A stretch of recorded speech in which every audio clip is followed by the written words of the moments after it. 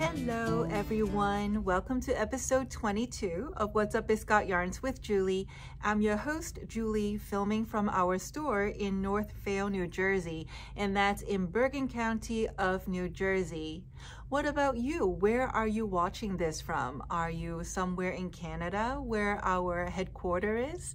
Or are you watching from overseas or domestic, well, domestic to me, in the States? And if you're watching from the States, are you kind of in the northeast pocket of the country, or are you further south, like in Texas, Florida, or further west, like in Colorado, or further yet, California? So I'm just curious. I want to see who we're reaching and where you're from. So say hi. Let me know where you're at the comments down below. I do read every comment that comes in, and I usually do respond. I always respond if I see them. So I would love to keep in touch with you that way and to learn more about you, as I think you have learned a lot about me from doing these, filming these episodes for you every week. So today, again, I'm gonna have different types of knitted patterns. I'm sorry, crocheters, I don't have anything crochet today, but they're all knitting patterns, and they are all from different lines of Biscotte yarns, as well as one from more bigger manufacturer of yarn producer. I'm going to start the show off with something fun. It is a game. It is a knitting game. Have you ever played a knitting game? We have several different types of these games, and I'm just holding one variety. Here it is, ta-da. It is a card game. As you see, there is a full deck of card here. There are variations of a similar idea, but instead of using cards, you would use die or dice. I think there are 2 dice in the pack, but whatever. The point is, there are games like this, and it's kind of like the game of chance. Let's say there is still a pattern inside that you would follow, but unlike the traditional pattern, well, here is a scarf, and then this is the way you make this scarf, the way this looks, step 1, step 2, step 3. With this game, it's kind of like by chance, because first you have to decide. Actually, you don't get to decide. You open up a pack of cards, and then you would cut it, and then whatever card you choose, the card you picked, let's say here, it's an 8 of heart, then the heart is going to tell you which yarn you're going to use first. So the symbols, there's a word for it, but I forget what it is. The symbols are always going to tell you which yarn you're going to use. So for the heart, let me show you, it would be this guy in this pack. And this is from our Lumos line. So you see the heart here. So, and then if I were to cut the card again to find the next yarn that I would use, it's a club. Then I would choose the yarn labeled with the club. And in this case, it is the Biscotte. Okay, so on and so forth. You get the point as to how you end up with the yarn that you will use. And there are 4 different yarns in the kit or in the game. But what about the pattern itself? So the pattern is whatever card you randomly choose, the number of it, here in this case is an 8, it will tell you which pattern to follow. So I can show you really quickly, more visual aid to make this explanation a little bit easier to understand. So let's say here, wait, I chose an 8, right? So let me find the 8. Okay, so then I go to the pattern, and then I find the instructions for 8, and then I would just follow the instructions per usual. But at the end, towards the end of that, they will tell you sometimes, like depending on the symbol that you have chosen, like in my case, it was the club, right? The club of 8. So then, you know, for me, and then I would like follow those instructions as opposed to like the red ones. It will be something else. So it definitely keeps you on your toe a little bit, and it's kind of fun, kind of random, and you won't know the end result of what your shawl is gonna look like until you have finished the entire shawl. I think it is so witty and kind of break up the monogamy of like just knitting every project, which there's absolutely nothing wrong with. I mean, I do that literally every day and I can't stop. But like, I think something like that would be really fun for a local knitting group, like a knit along, or I don't know, like a knitting party, a weekly, you know, with wine involved and cheese and crackers and everything. I think it would be a lot of fun. And instructionally speaking, I think it would also be a great teaching tool. If you happen to be someone, you know, who is also like me, a teacher, and you have some, you know, kind of like intermediate students who is ready to graduate from, you know, your knits and pearls and what have you, then it would be great for you to use this game as a teaching tool so that they get to learn different types of lace pattern. And here I'm going to take it off my partner. This is one example of the result of the game. So you can see, like, no matter what card you choose, you always start here and then your piece grows. But just to let you know, like, what kind of stitch patterns involved. So, and then here we got some ribbon-like things like drop stitches. And then here's just more texture, not lace. And then here's some eyelet stuff, which is kind of lace, a little bit of chevron-y, kind of more lace, so on and so forth. And then finally end with garter stitch for the border. So you see how, like, this is like a great sample, like a sampling piece without it looking traditional, if you know what I mean. So here is the piece, that's what it looks like, and you saw it on my part. You know, I'll throw it on, why not? Notice how I'm more suave in throwing this over my shoulder. It's still stiff, but I'm getting a little bit more mobility, so that's a good thing. So here it is on me. I'm gonna stand up so you won't see me, but you'll see the shawl. I'm 5'7", and I'm wrapping it around my shoulder like that. I can throw it over here like this. It would be nice if it's like fall weather. I don't need a jacket. I probably keep warm just running out to my car, or, you know, whatever. Or like, obviously, if you have a coat or a cardigan over, and this, you know, would be a good complement to an outer layer as well. So this again is the impromptu set. I think it says here, I can't read backwards. Yeah, the impromptu shawl game. If you go onto our website, well, I'll have links for you anyway, but like on the website there, you will see more variety of a similar game. And then you can also kind of peekaboo and see the colorways that are in each kit. Maybe you're more partial to, you know, the warm tones, or more partial to the cooler tones, or whatever. And then you can decide which game to do for your project.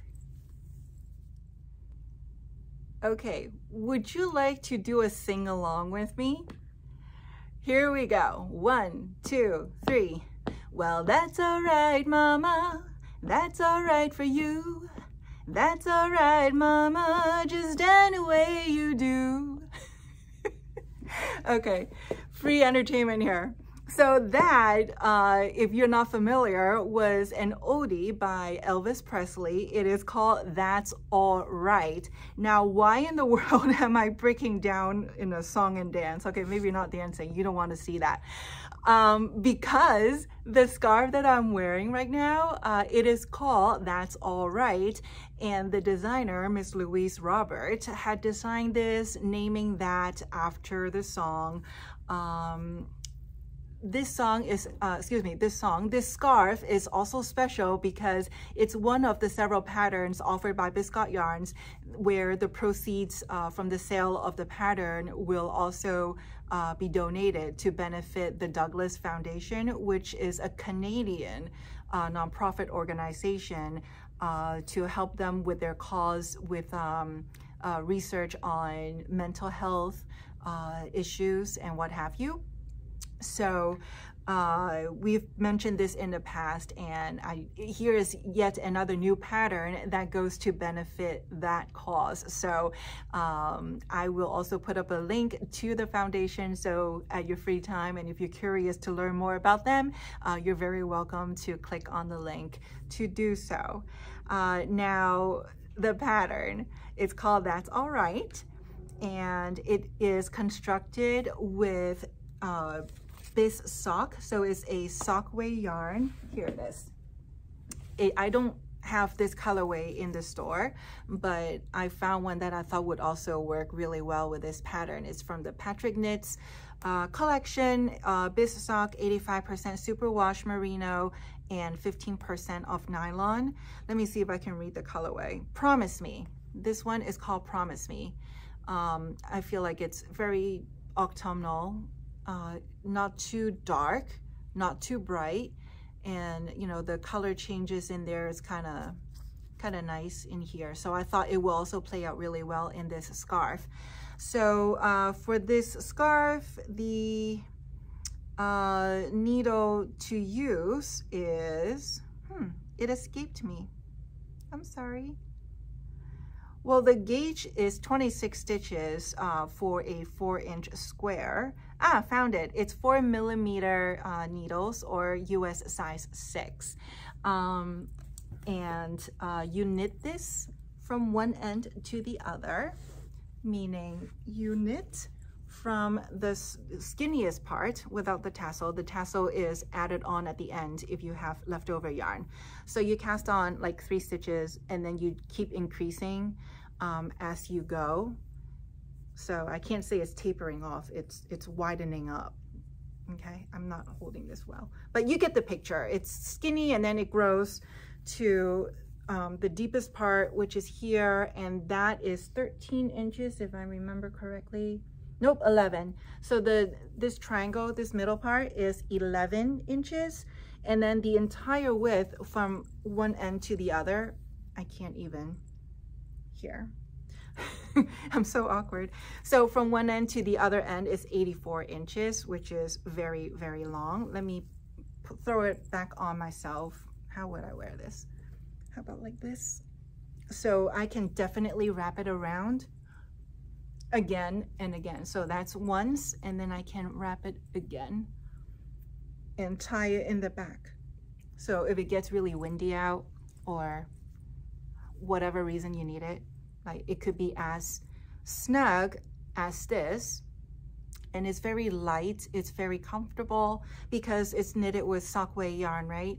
Fingering way yarn, sock yarn, using a kind of a large needle for that fine yarn, so it's more malleable. I keep using that word, but I know there's a better word for it, but you know, it's pliable. Is that the right word? Pliable, yes. So here, let me hold it up closer to you so you can see the stitch definition. Nothing complicated, nothing too difficult. Combinations of knits and purls and a couple of slip stitches, and you get this effect. I really like the simplicity of it, but it adds a lot of interest. So now that I've held it out like this for you to see the full pattern and you know the way the color is changing within the variegated skein, can you imagine this knitted up as this, right? So I think that would be one of my projects for myself, or as a Christmas gift. It would be perfect for it. I don't think it's going to be breaking anyone's bank. I think it's reasonable to knit this entire thing. You only need 1 skein of yarn. So if you happen to have some fingering way yarn laying around. It's beautiful and you don't know what to do with one skein and you want to take a break from knitting socks. I don't know why you would, but in case you are, then here is a great project for you to consider. We talk about yarn, we talk about patterns for knitting and sometimes for crocheting, and we seldom talk about yarn care or woolen care. But a couple of episodes ago, I shared with you one of the products that we carry, the Gleaner. I made a little infomercial about it unintentionally, but I was just like so blown away by that product, by the effectiveness. I am definitely a believer. That inspired me to further share with you other products for the care of your woolen. So after you have spent so much love and energy and time and money on, knitting something, you eventually have to wash it. You don't have to wash your sweaters like after every wear, but nonetheless, it still needs to be cared for. So what do? I have always used this product, the Woolen. We carry two different brands. Woolen and Silk is the other one. I don't know why I didn't grab it. But Woolen, they're essentially the same product. It is a no rinse wool wash. So unlike Wool Light, which is actually really bad for the environment, for your health, and not the best thing for your fabric either. This is more natural. It has some lanolin in there to replenish, from the washing. That might have been washed off from the wool. It has several different scents. This is my go-to, lavender. And then sometimes not this one. That one is the jasmine. I'm not a fan of the jasmine. I thought I grabbed my other favorite, which is eucalyptus. I really like that one too. It's very lively, the scent. It's really bright and happy. Kind of wakes me up. And then lavender, obviously, it's more mellow. It's really pretty, not too sweet. It's just the right scent for me. Jasmine is fine. It's just like I prefer that less than the other options that Woolen make available. And there are a couple of other too. I think orange blossom and a couple other. And of course, if you're sensitive to fragrances or you just don't want any scent on your woolens, they do have an unscented product. So same stuff without the scent. So how do you use it?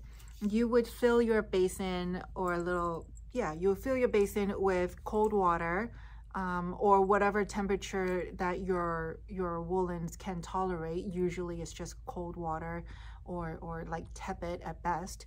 At the warmest is what I mean. And then I usually just pour a capful of the Woolen into the basin and wish it around. And then I would dunk my stuffs in there. So when it's smaller things like socks or hats, I just dunk it right in and then squeeze the product so that the water gets worked into it. And then also the product as well. But for something bigger, like a sweater, I would, while I'm filling the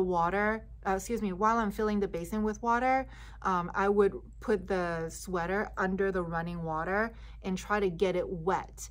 And then that way it absorbs less water when I'm actually putting it in the bath. So, but the point is, you fill the basin, you pour a capful in there, you dunk your woolens in there, and then you let it sit. I have read people comment, you leave it as few as 15 minutes and as long as a couple of hours. I don't know if it's a good idea to leave your woolens in the water for a couple of hours. That might ruin the integrity of the wool. So I typically leave it for like half an hour. And if I'm forgetful, which I am, then I just use my watch to ask Siri to remind me 30 minutes later, go deal with the woolens. And what do you do at that point after the 30 minutes? So you drain the water, obviously, and then you squeeze the water out of your sweater or whatever. And then once most of it is squeezed out, notice I use the word squeeze, not wring. Then I would use an old bath towel, a clean one, and roll it up in the bath towel. And if my floor is clean, if my cleaning lady just came, then I put it on the floor and then I stomp on it, and then my dogs be like, "What are you doing, mama?"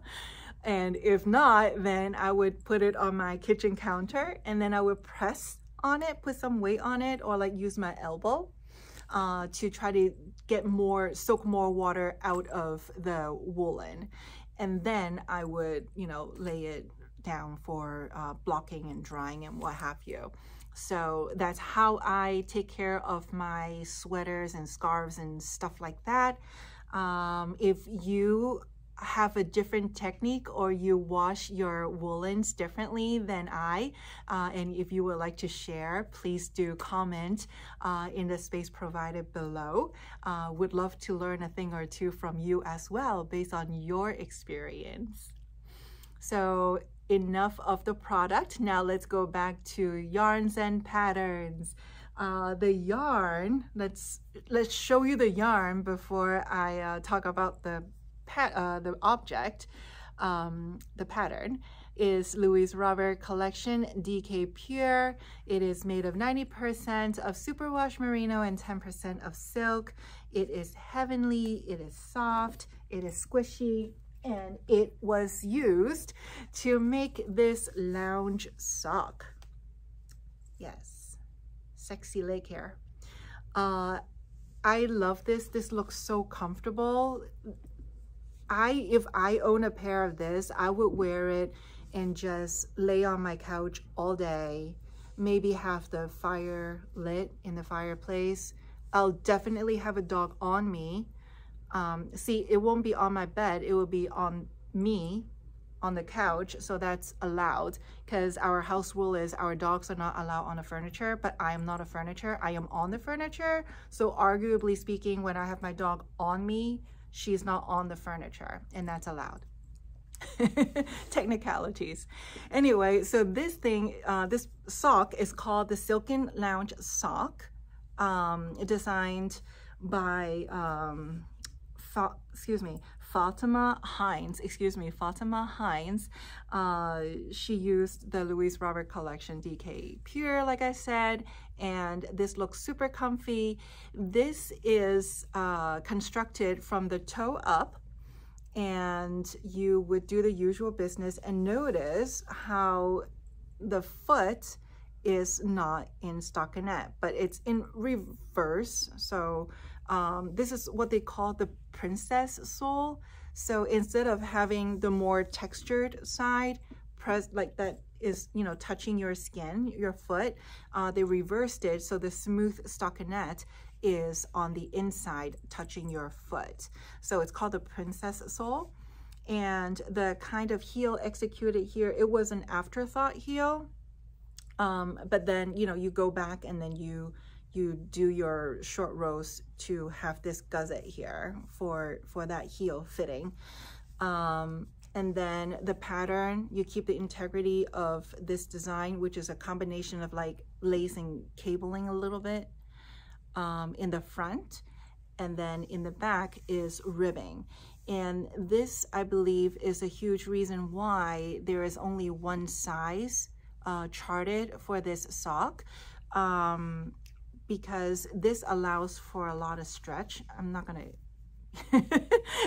gonna rip it open, but it does allow for some stretch. So even though it's like, you know, for the average, you know, woman's leg, and it goes up quite high because it's not your typical crew, it should be pretty accommodating for, you know, a larger size, typical 72 stitch sock wearer. The needle sizes used to make this sock, there are two. So the main part is knitted with US 5, which is 3.75 millimeter. And then when you get to the cuff, there is a little bit of ribbing up top. You would switch to a smaller set, 2 sizes down. So that would be US 3 or 3.5 milliliter. I was gonna say milliliter again, millimeter. Or whatever needle size you need to use in order to get gauge. And the gauge is 6 stitches to an inch in stockinette. Yes, 6 stitches to an inch in stockinette. So here you are, the Silken Lounge Sock. There are 2 more sweater patterns to talk about, along with 2 different yarns and 1 more product. So if I can ask you to take a quick break and give this video a thumbs up if you've been enjoying today's episode. I hope you are, especially because I even broke out in a song for you. So we really appreciate that. We appreciate your support in that way. And also to take a second to subscribe to our channel and click on the bell on the upper right. Right is this way, yes. So that you'll be notified whenever we have new content available, not only by me, the English versions, but also the videos recorded by Louise and friends up in Canada for the French versions. So the next sweater, you notice my partner to my left is no longer wearing it because it's in my hands. This sweater is called the Skadi Sweater, designed by Lindsay Facian. I think that's how you pronounce her last name. Sorry if I've mispronounced it. I try. So it's called the Skadi Sweater. Skadi is the Norse goddess of winter, and if you look at the colorway of this sweater, it's kind of cold. It looks cold. I don't know, when I see it and seeing the context, how the Lindsay had drawn inspiration in choosing this color, my brain immediately thought Elsa and Anna. And because if you think about it, their whole color scheme, you know, when the 2 princesses are, you know, just in the frame, you know, all the ice and stuff like that, it's kind of like this tone. So I'm like, oh, well, wow. The name of this color is Loch, L-O-C-H, and it is knitted with the granola from the Louise Robert collection, and granola is comprised of 70% of merino and 30% of hemp. That's the yarn, and let's talk about the gauge and stuff. So the gauge is 5.75 stitches to an inch using US 4 knitting needles, and US 4 is 3.5 millimeter. I think there was a typo in the previous pattern. I need to tell someone about that, because I did say, and I was like skeptical about it when I was reading it, US 3 should be 3.25, and it makes sense. So this is US 4 and this is 3.5, and then 5 was 3.75. So I'm sorry if there was any confusion. But this, getting back to this is US 4, 3.5 millimeter, gauge is 5.75 stitches to an inch, or use whatever needle you need to use in order to get gauge. And the gauge swatch is done in stockinette. Just so you know, because there is also cabling involved. The construction of this sweater is knitted in a round from the bottom up. So you would start from the hem, which is ribbing, and then you would start the cable chart. Yes, it's a chart. So in making this sweater, you're gonna need to read the text, which shows you how to do the overall construction of the sweater, and reading the cable chart to make this part of the sweater. And then you continue on for the torso, and when you get to the underarm, that's where you split for front and back, and that's when you will knit flat. Continue on obviously with the cabling in the front and plain stockinette in the back. and then you do the ribbing, and then you're done with the body, and then you will go back and pick up stitches and do the sleeves, knitting down to the cuff where you would do the same type of ribbing as you did for the hem. This pattern is charted for 9 different sizes, ranging from 30 inches finished circumference for the smallest size to 62 inches for the largest size. And I think that's all I need to share with you about this piece. Yeah, I think that's it. So here's the Skadi sweater. And next up, we will talk about a product, and then I will go into the last sweater pattern. So the next product is this, the Lumos. It's the light that you wear around your neck, and it is good for when you're reading, when you're crafting, when you're on the airplane, train, whatever. So I don't know how much you can see on camera. So there is a button on either side, so you can control the temperature, if you will, of the lighting individually. So I'll just press this one so you see, okay?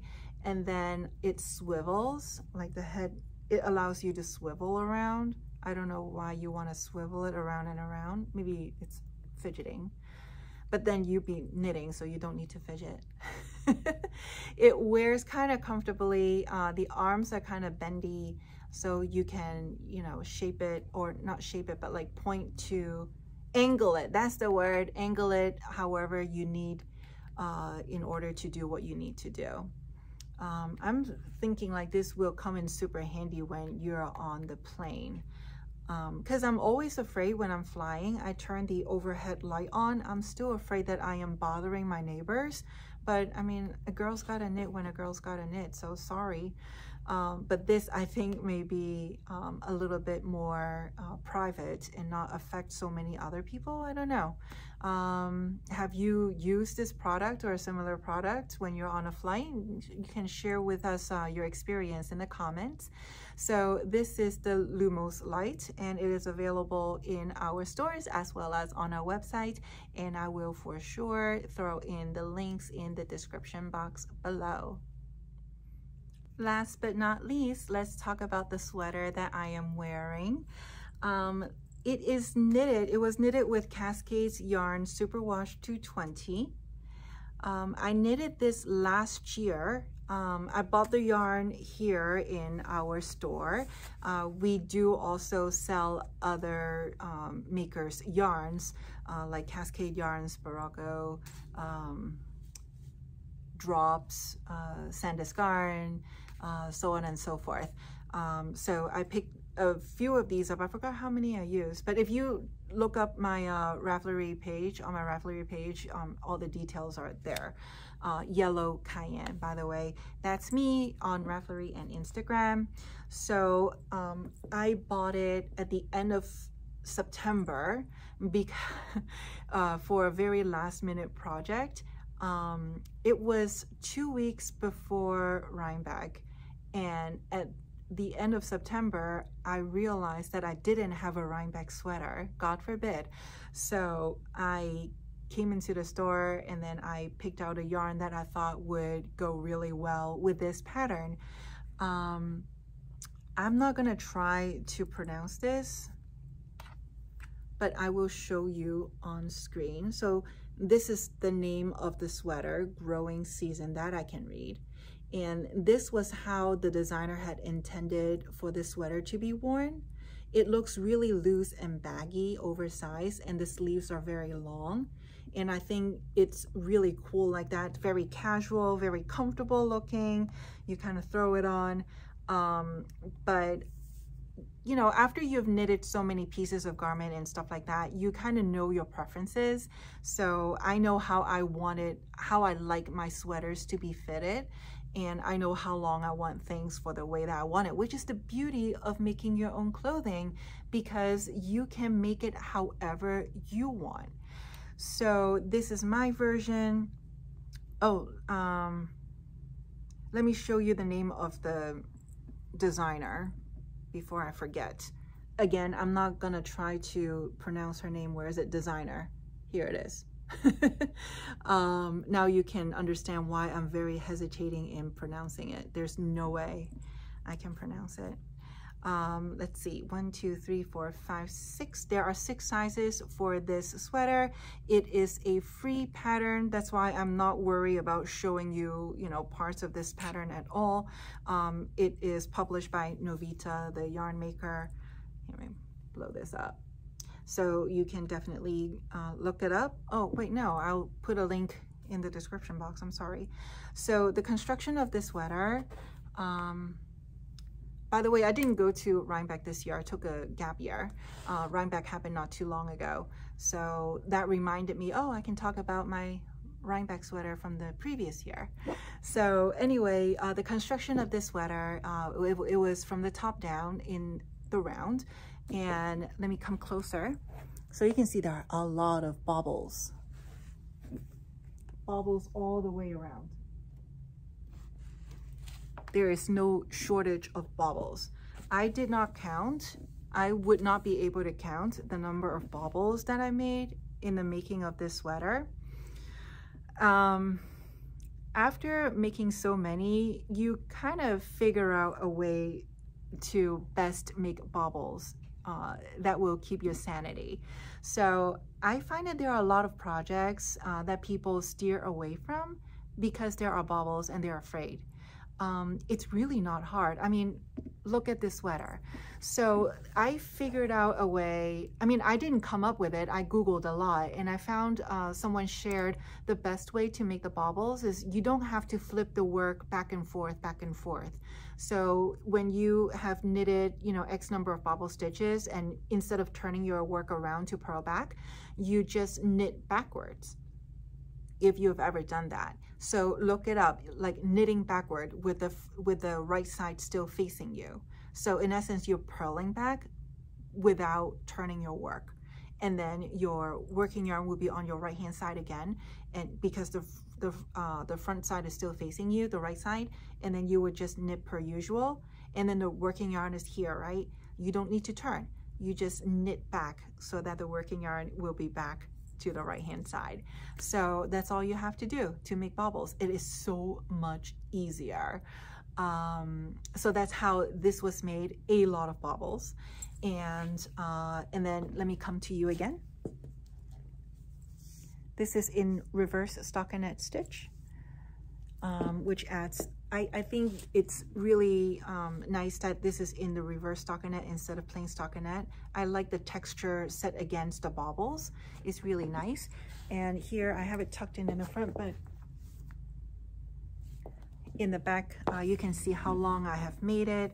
And last thing to show you is the length of the sleeve. If you recall, you don't have to recall, I can show you. On the pattern, on the picture, you can see how the intended wear is very long, right? And even the hem looks longer too than the way I've made it. And she looks like she has a lot of fabric left over. But I have knitted mine short. Standing on my tippy toes so you can see the length of my sleeve. So it's kind of like bracelet's length, if not a little bit shorter. Honestly, it was a happy mistake. I don't know if I can even call it a mistake because I'm guilty that I don't usually wet block my swatches. I don't even swatch for the most part, but I didn't. So what happens is before I made the sweater, the last couple of sweaters I knitted after I blocked it, the sleeves were very, very, very long and it was very annoying. So, and I had to either stick back or like, you know, fold it up or whatever. So I learned that, oh, maybe I'll just knit it a couple of inches shorter. So after I block it, if it is still, you know, then it would have grown, the length of it would have grown. And no, I don't like, you know, squeeze it the long way, because I was very conscientious about it when I was, whenever the length grows. Anyway, so this sweater didn't grow in length as I expected it to. And I could have just, you know, frog back or even steek and then, you know, add some length to it and then, you know, sew it back together or whatever, just to add length to it, in short. But I decided not to, because I kind of like it with the sleeve a little bit on the short side. So like, you know, my bracelets and watch, you know, gets to be shown. And also I think it fits the style of this sweater as well, especially with the ease of the sweater, the way that I'm wearing it, as well as the length of the sweater, right? I think it just kind of goes. So I think it was a happy mistake. So that's this sweater, however you pronounce it, using the Cascade 220 Superwash in a very autumnal, very warm colorway. What color is this? There is no name, I forgot. They don't give names on the label. It's color number 297. It will be in the description box. So with this final sweater pattern, we have come to the conclusion of episode 22. Thank you so much for staying with me to the end. I hope you have enjoyed my company and that you have enjoyed the eye candies that I have provided you with today. If you are gonna be knitting any of our patterns or working with any of our yarns, please do hashtag us on your Instagram, hashtag Biscotte Yarns, so that we can see what you're working on. Until next time, happy crafting.